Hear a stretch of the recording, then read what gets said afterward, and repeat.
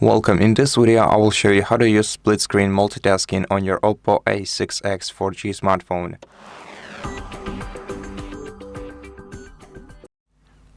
First of all, you have to open the first application that you want to split on your screen with the other one, and then either tap the Resize button or just swipe your application to the top, tap the three dots icon in the top right corner of the window, select split screen, and then select the other application that you want to use with the first one.